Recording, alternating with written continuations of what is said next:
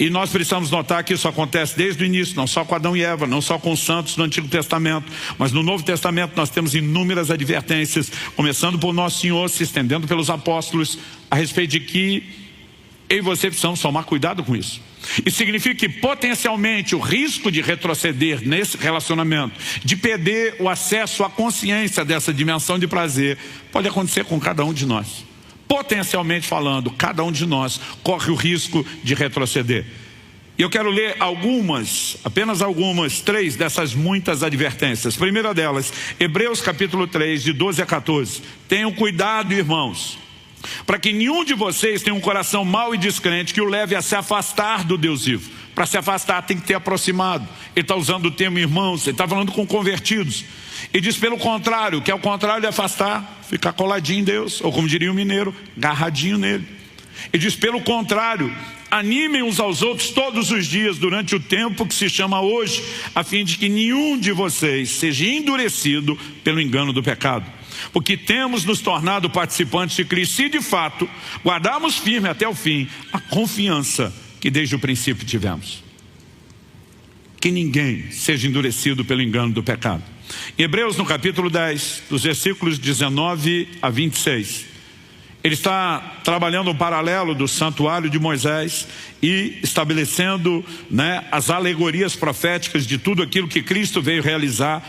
O escritor diz assim: portanto, meus irmãos, tenham ousadia para entrar no santuário, o que o sacerdote só fazia depois de oferecer o sacrifício, o sangue do sacrifício. Aqui ele não fala da simbologia do sacrifício, mas do seu cumprimento, pelo sangue de Jesus, pelo novo e vivo caminho que ele nos abriu por meio do véu, isso é, pela sua carne. E tendo um grande sacerdote sobre a casa de Deus, aproximemo-nos com um coração sincero, em plena certeza de fé, tendo o coração purificado de má consciência e o corpo lavado com água pura. Guardemos firme a confissão da esperança sem vacilar. Então primeiro ele fala de um coração sincero. A palavra que traduzida sincero é genuíno, íntegro. E depois ele fala sobre a necessidade de purificar a má consciência, o coração purificado da má consciência, o corpo lavado com água pura, santificação. Mas depois da santificação ele dá a ideia: guardemos firme a confissão da esperança, sem vacilar. Pois quem fez a promessa é fiel. Cuidemos também de nos animar uns aos outros no amor e na prática de boas obras. Não deixemos de nos congregar, como é costume de alguns. Alguns já estavam se afastando. E algo que eu lembro que minha mãe falava desde que eu era criança é que uma brasa fora do braseiro, ela esfria. Depois disso ele diz pelo contrário, que é o contrário de deixar de congregar. Vamos permanecer todo mundo junto, unidos, buscando a Deus. Pelo contrário, façamos admoestações, ainda mais agora que vocês veem que o dia se aproxima. Porque se continuarmos a pecar de propósito, outra tradução diz deliberadamente, depois de termos recebido o conhecimento da verdade, já não resta sacrifício pelos pecados. Pastor, depois de conhecer a verdade, alguém pode retroceder o tempo todo? A Bíblia nos adverte disso. 2 de Pedro 2, de 20 a 22 diz: portanto, se depois de terem escapado das contaminações do mundo mediante o conhecimento do Senhor e Salvador Jesus Cristo. Como que se escapa da contaminação do mundo mediante o conhecimento do Senhor? Conversão. Ele está falando de convertidos. Ele diz: se depois disso se deixam enredar de novo e são vencidos, seu último estado se tornou pior do que o primeiro. Pois teria sido melhor que eles nunca tivessem conhecido o caminho da justiça do que, após conhecê-lo, voltar atrás e se afastar do santo mandamento que lhes havia sido dado. Com eles aconteceu o que diz certo provérbio muito verdadeiro: o cão volta ao seu próprio vômito, e a porca lavada volta a rolar na lama. A pergunta a ser feita é: como se perde a sensibilidade para com Deus? Como alguém pode chegar ao ponto de retroceder? Não creio que ninguém acorda uma manhã resmungando: hoje é dia de maldade, o que é que eu posso fazer para sabotar o relacionamento com Deus? O que é que eu posso fazer para jogar isso tudo fora? Normalmente o processo envolve, não só a ideia de continuidade com o processo, mas aquela não intencionalidade, o ceder a armadilhas para as quais nós poderíamos ter vigiado. E a importância de questionar como se perde a sensibilidade com Deus não é porque queremos perder, é justamente porque queremos evitá-lo. Então talvez uma pergunta, um questionamento melhor seria: como se evita esse processo? Como que nós podemos resistir a ele? E agora deixa eu fazer um gancho. o assunto que eu vou voltar no fim, que diz respeito ao jejum antes de trabalharmos os princípios. E os princípios que eu quero te apresentar sobre preservar a sensibilidade com Deus não dependem do jejum. Mas eu preciso falar dessa história para apresentar uma ilustração, uma alegoria. Eu falei isso em um dos cultos, de um dos domingos atrás, mas honestamente eu não me lembro mais em qual dos cultos eu falei. Se eu estiver repetindo, eu não me importo que você ouça de novo, acho até bom, porque isso vai te ajudar a memorizar. Mas eu sei que eu adiantei essa parábola que ilustra a mensagem de hoje alguns cultos atrás, de uma das reuniões. Então vamos lá. Em agosto do ano passado, eu estava num segundo período de um jejum prolongado, e um homem de Deus que eu respeito demais, um dos gigantes espirituais da nação, nós estivemos juntos num evento, e como a gente esteve por mais de um dia, eu não consegui esconder dele que eu estava jejuando, né? Vamos almoçar hoje? Falei, olha, hoje eu prefiro pular o almoço, né? Não, tudo bem, a gente come à noite. Falei, então, à noite também não vou comer, mas posso sentar, conversar com vocês? Não, então a gente deixa para o café da manhã. Então também não, mas dá para chegar uma hora, né? O colega tentou tantas refeições e falou, quanto tempo você vai ficar sem comer? Eu falei, ainda alguns dias. Ele diz, há quanto tempo você já está sem comer? Eu falei, já há alguns dias. E aí ele falou, olha, desculpa, eu estou fazendo a pergunta porque eu sei o que você tem falado, o que você tem ensinado. E ele falou assim, eu gostaria, se você me der espaço, se não for invasivo, de fazer uma pergunta. Eu falei, qual a pergunta? Ele falou, Subirá, talvez você seja a pessoa que eu conheço que mais jejua, que mais tem se dedicado a isso, falado sobre o assunto. O que é que tem te levado a dar tamanha importância ao jejum? Eu falei, se o senhor tivesse me feito a pergunta aos 18 anos de idade, minha resposta imediata seria, o anseio pelo sobrenatural. Foi isso que me fez pegar esse barco.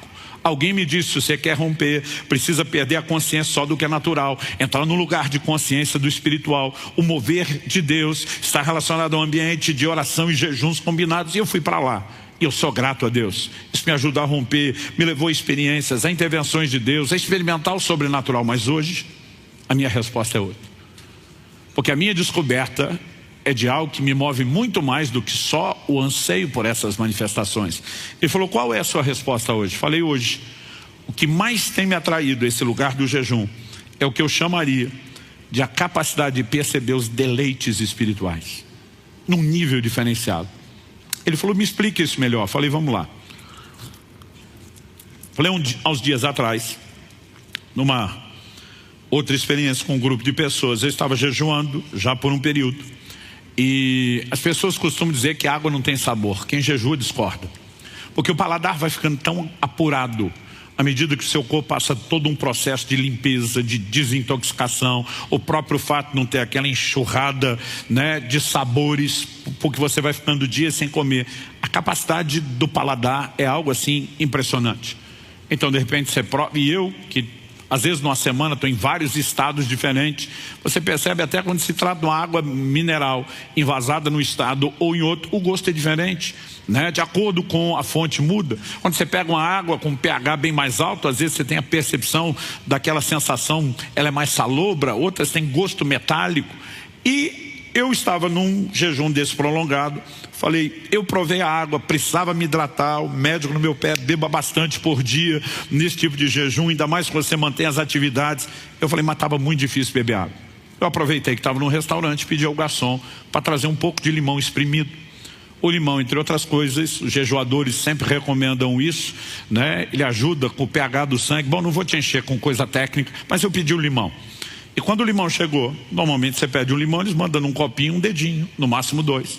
O cara me trouxe um copo com tanto limão que eu pensei, ele deve ter entendido errado. Ele deve ter achado que eu pedi uma limonada e não só o limão. Então eu peguei e dei uma bicadinha, provei. A hora que eu provei, achei aquilo tão doce, chamei o garçom, falei, amigo, acho que você não entendeu. Eu pedi só o limão, não a limonada. Ele falou, não, isso é só o limão. Eu falei, não, tá doce.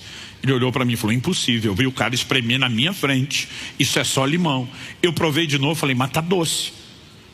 Aí o pastor que estava sentado do outro lado da mesa na minha frente falou, deixa eu checar. E ele provou. Quando ele provou, ele fez uma cara de azedo. Falou, pelo amor de Deus, Subirá, esse negócio tá azedo pra caramba, isso é limão puro. Eu peguei de volta, provei e falei, tá doce. Ele pegou de novo, provou outra vez, fez de novo a cara, falou, tá azedo. O negócio foi tão curioso que outros na mesa começaram a pegar para beber e provar.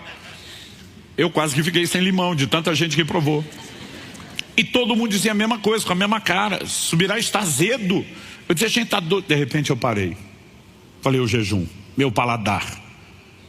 Porque você está tão desintoxicado, o corpo tão limpo, tão sensível, que você consegue perceber a doçura da frutose do limão, que mais ninguém percebe. Para quem toma o café em jejum ou na volta dele, né? Então, os bebedores de café normalmente não usam açúcar.